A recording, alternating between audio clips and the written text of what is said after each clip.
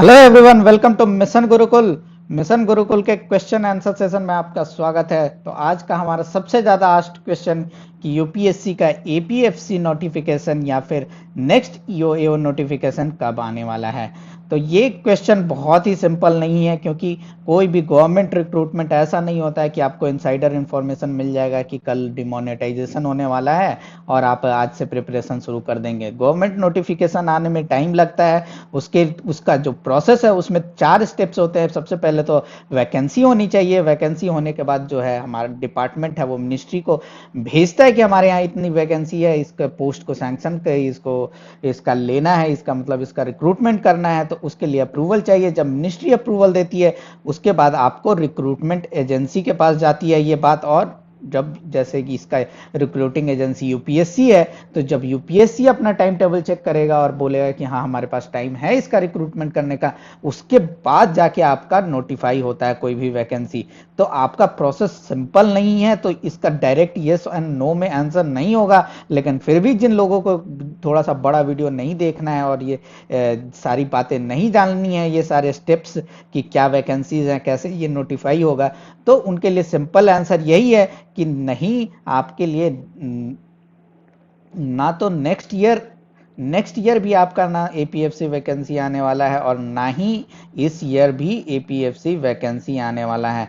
There is next year का तो आप 10% चांस ले भी सकते हैं, लेकिन इस ईयर का तो आप 0% चांस लेके चलिए कि कोई भी वैकेंसी नहीं आने वाला है। तो ये हो गई, तो ये तो आपका बुरा न्यूज हो गया। लेकिन that is a very simple answer और इतना सिंपल आपका फैक्ट भी नहीं है। आप इसके साथ बने रहिए, आपको बहुत ही गुड न्यूज मिलने वाला है। तो सबसे पहले वैकेंसी की बात कर लेते हैं। जैसे हमने बताया 4 प्रोसेस है। मैं कोई भी हवा में बात नहीं करूंगा। जो भी बातें हैं, जो भी, वो सारे सर्टिफाइड है और सारे मतलब थ्रू डेटा जो इकट्ठा हुए हैं, जो भी आपके आरटीआई के थ्रू डेटा हुए हैं या फिर जो अवेलेबल डोमेन में या फिर सोशल मीडिया पे जो आरटीआई के डेटा हैं, उसके अलावा फिर जो आपके सर्कुलर्स हैं, जो गवर्नमेंट के सर्कुलर्स हैं या ईपीएफओ के जो सर्कुलर्स हैं, उससे जो डेटा इकट्ठा की है उसके बेसिस पे और साथ ही साथ जो जानकारी है मेरे पास, उसके बेसिस पे मैं आपको इसका करेक्ट से करेक्ट एकदम बिल्कुल एस्टिमेट बता दूंगा कि कब रिक्रूटमेंट होने वाला है। तो इसके लिए आप बने रहे ताकि आपको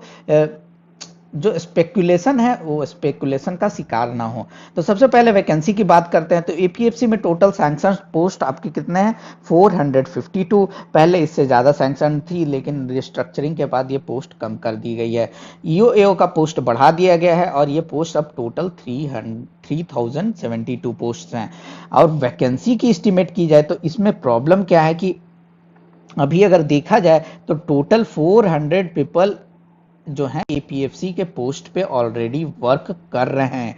लेकिन उनमें 2 टाइप के पीपल, एक तो परमानेंट पीपल है और एक सुपर न्यूमेरी पोस्ट क्रिएट की गई है जिसमें 227 पीपल वर्क कर रहे हैं। ये एक्स्ट्रा पोस्ट क्रिएट, सुपर न्यूमेरी बोला जाता है कि एक एक्स्ट्रा पोस्ट क्रिएट की जाती है। जैसे लोगों डिपार्टमेंट में जो प्रमोशन का जो ब्लॉकेड हो जाता है, जो लॉक जाम हो जाता है, उसके बाद कोर्ट केसेस होते हैं, ये वो, तो प्रमोशन देने का ऑर्डर दे दी जाती है कि लेट्स से कि प्रमोशन देने का ऑर्डर दे दिया कोर्ट ने और पोस्ट टोटल 450 फिल्ड हैं ऑलरेडी। तो डिपार्टमेंट जितने भी लोगों को प्रमोशन देना है उनके लिए सुपर न्यूमेरी पोस्ट क्रिएट करके उनको प्रमोशन दे देता है। तो ये एक टाइप से ये बातें आपको थोड़ी सी क्लियर हो गई। उसके अलावा अभी अगर क्लियर टर्म्स में देखा जाए तो अभी एस्टिमेटेड वैकेंसी अगर आप कैलकुलेट करेंगे तो एस्टिमेटेड वैकेंसी जो है आपका डीआर कोटा में एपीएफसी का वैकेंसी आपका अराउंड 220 से 140 के आसपास वैकेंसी है।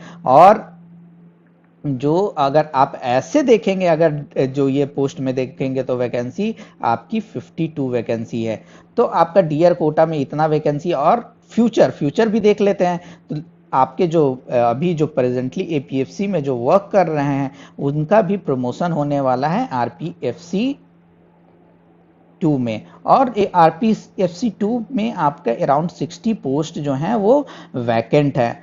ठीक है। और ये सारे डेटा मैंने यहाँ पे जो है ये पीडीएफ मैं अपने टेलीग्राम ग्रुप पे सर्कुलेट कर दूंगा, वहाँ ये सारे डेटा अवेलेबल हैं, आप इजीली देख सकते हैं कि जैसे अभी प्रेजेंट वैकेंट पोस्ट 61 आरपीएफसी 2 में है, आपका कितना सैंक्शन पोस्ट है, कितने लोग हैं, कितना आपका जो ये बातें हैं, ये सारी इसमें दी हुई हैं। कुछ लोगों को समझ में नहीं आता है, कुछ लोग सोचते हैं कि जैसे 3000 जैसे 452 अगर पोस्ट है तो 50-50 का रेशियो होता है, यानी 50% डायरेक्ट रिक्रूटमेंट और 50% जो होगा वो प्रमोशन के थ्रू। तो वो मान के चलते हैं कि अच्छा ये इसका 50% किया कर दिया जाए और 227 या 226 जो भी आ रहा है वो 226 पोस्ट है, वो डायरेक्ट रिक्रूटमेंट का वो बना हुआ है और वो और प्रमोशन का 226 पोस्ट बना हुआ है। और उसी में जो अगर डायरेक्ट रिक्रूटमेंट वाले प्रमोशन ले रहे हैं या नौकरी छोड़ रहे हैं तो उनका डायरेक्ट, तो ऐसा बिल्कुल नहीं होता है। आपकी जो रिक्रूटमेंट होती है वो वैकेंसी बेस्ड होती है, यानी कि अगर आपका किसी भी स्टेज पे अगर 100 वैकेंसी हो रही है या फिर 200 वैकेंसी हो रही है तो आपका जो रिक्रूटमेंट होगा वो इस वैकेंसी के बेसिस पे होगा, यानी जो 100 लोगों का रिक्रूटमेंट होगा वो आपका होगा डायरेक्ट रिक्रूटमेंट कोटा से और 100 लोगों का जो होगा वो आपका प्रमोशन के थ्रू। अगर ऐसा रेशियो है तो जो एपीएफसी का रेशियो है वो मैं भी बता देता हूँ, ये 50:50 है। 50 प्रमोशन के थ्रू होते हैं और 50 डायरेक्ट रिक्रूटमेंट के थ्रू।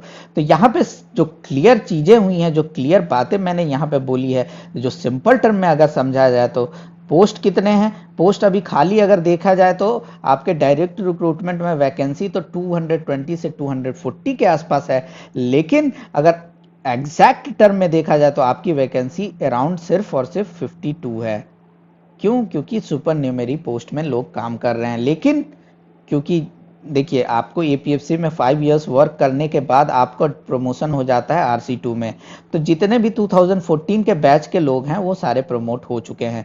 2015 में कुछ डायरेक्ट प्रमोटी जो लोग थे उनका प्रमोशन रुका हुआ है, वो नेक्स्ट ईयर तक वो भी प्रमोट हो जाएंगे 60 ऑड पीपल।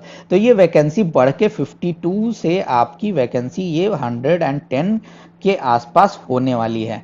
ठीक है, तो ये वैकेंसी हो गई, वैकेंसी पे ही डायरेक्ट रिक्रूट, जैसे ये तो बात हो गई वैकेंसी की, वैसे ही अगर ईओ पे हम इसके बाद आएंगे, इसमें देख लेते हैं वैकेंसी जब होती है उसके बाद जब मिनिस्ट्री के पास अप्रूवल जाने के लिए भी एक बीच में और ब्लॉकेड आता है।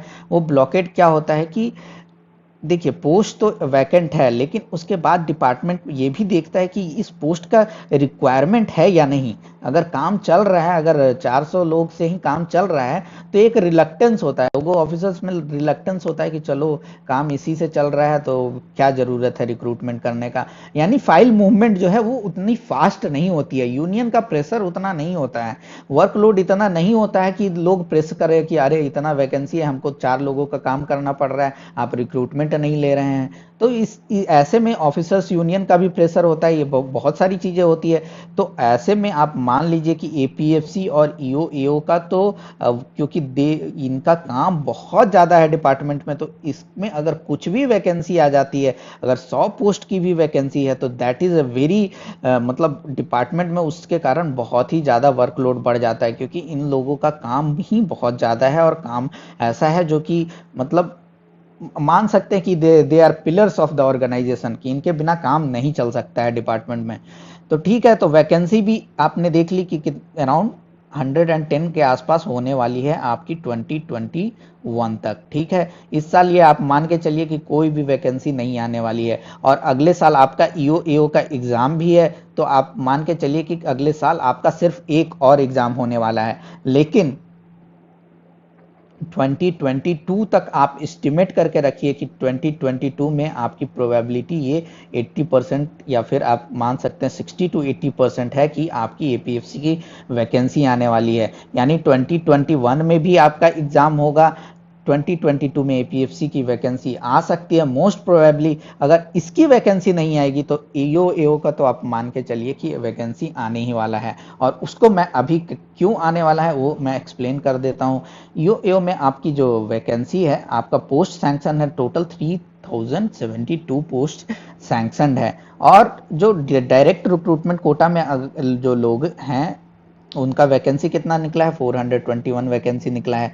तो इससे आप इजीली एस्टिमेट लगा सकते हैं कि अराउंड 1600 के आसपास वैकेंसी है डिपार्टमेंट में इस कैडर में, ठीक है। तो इसका प्रमोशन देखिए, इसका किस तरीके से फिल किया जा सकता है। तो इसका फिल किया जाता है डायरेक्ट रिक्रूटमेंट के थ्रू, या फिर डायरेक्ट प्रमोशन के थ्रू, या फिर आपका जो एग्ज़ाम कोटा होता है, यानी जो लोग हैं डिपार्टमेंट के उसके एग्ज़ाम लेके उसके थ्रू फिल किया जाता है। तो इसका रेशियो होता है 25%, प्रमोशन का रेशियो होता है 50% और एग्जामिनेशन कोटा का होता है रेशियो 25%। यानी अभी जो वैकेंसी निकली है डायरेक्ट रिक्रूटमेंट की 421, वैसे ही आपका एग्जामिनेशन कोटा का भी वैकेंसी निकलना चाहिए था 421 के आसपास, और उसका भी रिक्रूटमेंट होना चाहिए था, और वैसे ही आपका 842 लोगों का आपको प्रमोशन मिल जाना चाहिए था थ्रू प्रमोशन। लेकिन क्या हो रहा है डिपार्टमेंट में कि आपका ना तो एग्जामिनेशन कोटा से एग्जाम हो रहा है, ना ही डिपार्टमेंटल प्रमोशंस मिल रहे हैं।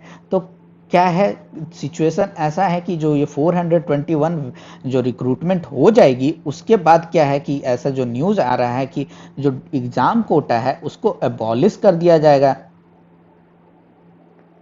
और उसके जगह पे आपका जो डायरेक्ट रिक्रूटमेंट कोटा है वो 25% से बढ़ा के 40% कर दिया जाएगा। तो ये आपके लिए बहुत ही अच्छी न्यूज़ है, क्योंकि अगर आपका ये जो बढ़ा दी जाती है तो आप एक्सपेक्ट करके चलिए कि 300 टू 350 के आसपास ये आपका मान के चलिए कि ये आपका फिर से पोस्ट आने वाला है, और वे इन वेरी नियर फ्यूचर। तो आप ये वीडियो के तहत मैं यही बताना चाहता हूँ कि जो लोग इतना हताश है, सोच रहे हैं कि अरे एक बार का एग्ज़ाम है, इसके लिए क्या तैयारी करना है, इतना तैयारी भी करेंगे और उसके बाद वो अगर नहीं हुआ सिलेक्शन तो पूरा वेस्ट हो जाएगा। तो ऐसा आपको सोच के चलना ही नहीं है। आप ये मान के चलिए कि 2021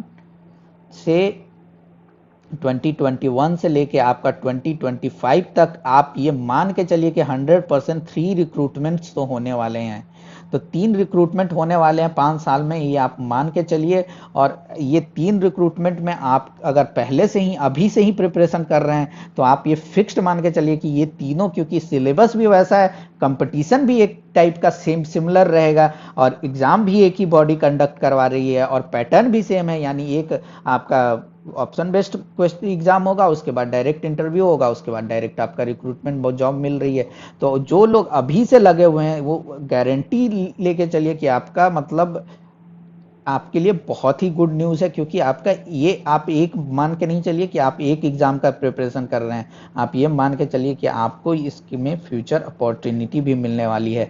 तो इसका जो जो लोग बहुत ही परेशान है, कुछ समझ में नहीं आया क्योंकि थोड़ा से टेक्निकल बातें थी, तो उनके लिए बहुत ही सिंपल टर्म्स में ये है कि मैं समराइज कर देता हूँ कि एग्ज़ाम आपका 2021 में आपका ईओएओ का एग्ज़ाम तो शेड्यूल्ड है ही, वो होने वाला है। तो आप उसके लिए चिंता मत कीजिए। 2020 में आपका कोई नया नोटिफिकेशन नहीं आने वाला है। 2021 में भी आप ये मान के चलिए कि कोई नया नोटिफिकेशन नहीं आएगा।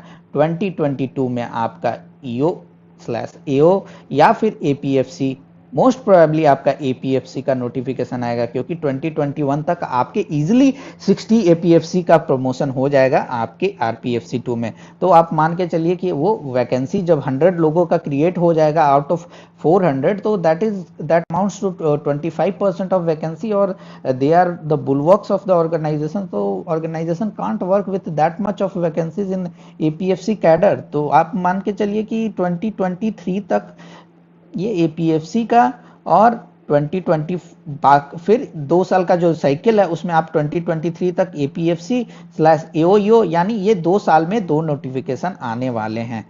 तो आप प्रिपरेशन में जुड़े रहें या फिर प्रिपरेशन बहुत ही मेहनत से करते रहें, क्योंकि ये आपके लिए बहुत ही अच्छा न्यूज़ है और बहुत ही अच्छा गुड न्यूज़ है। तो चलिए, ये तो डाउट क्लियर हो गया। अब अगर इससे रिलेटेड या फिर इसके अलावा आपका कोई भी डाउट होता है तो आप कमेंट करके बताइए। जिस कमेंट पे सबसे ज़्यादा लाइक होगा या फिर जो कमेंट बहुत ज़्यादा रिपीटेड होगा उस पर हम लोग नेक्स्ट वीडियो भी लेके आएंगे। तो तब तक के लिए धन्यवाद। मिलते हैं फिर से क्वेश्चन आंसर सेशन में ऑफ मिशन गुरुकुल।